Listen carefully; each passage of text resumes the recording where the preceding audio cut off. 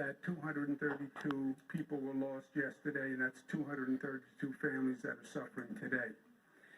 Also a caution in the number of deaths.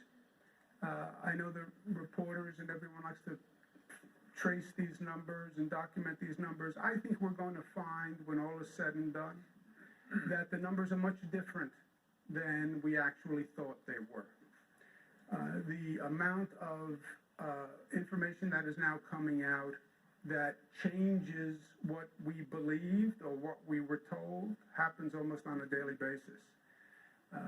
This was a virus that started in China. Now, last week the CDC says, oh, it didn't come from China. It actually came from Europe to the East Coast. That's how it got to New York, and that's how it got to Chicago, etc. That by the time we turned off travel from China, the China travel ban, the virus was already gone.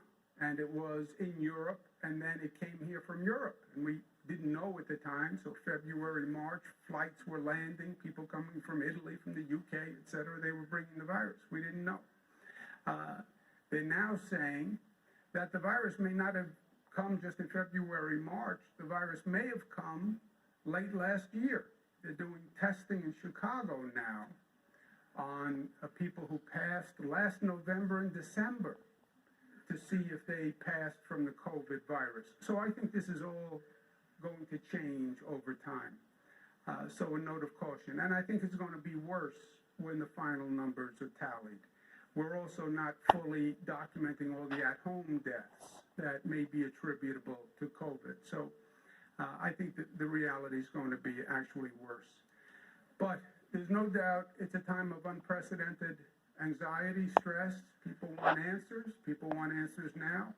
Haven't had a paycheck. They don't know where their job is. They don't know if they're going back to work, where they're going back to work, when they're going back to work, and they want answers now. And I understand that fully.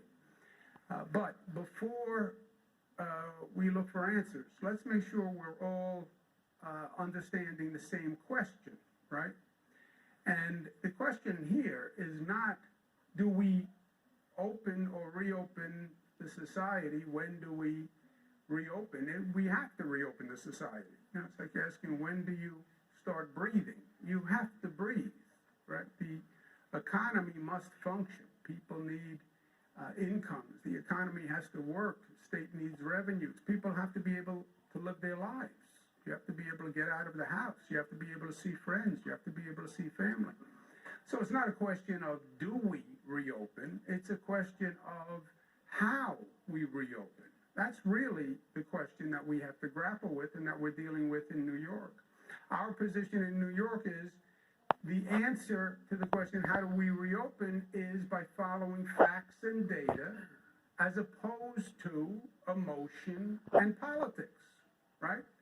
Everyone has emotion. I want to go back to work today. I want to go see my family today.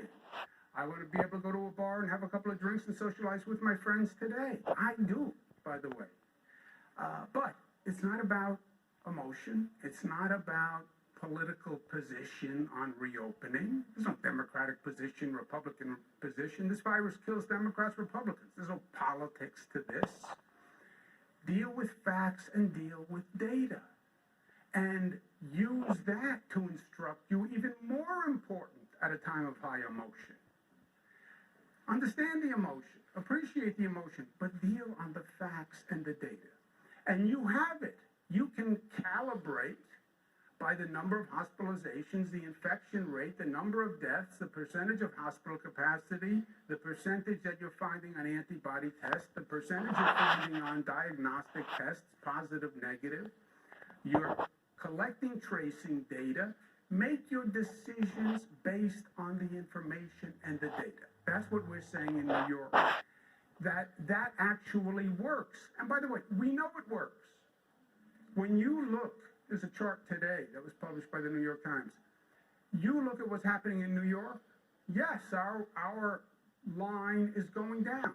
Our number of cases is going down. We have turned the corner and we're on the decline. You take New York out of the national numbers, the numbers for the rest of the nation are going up. They are going up.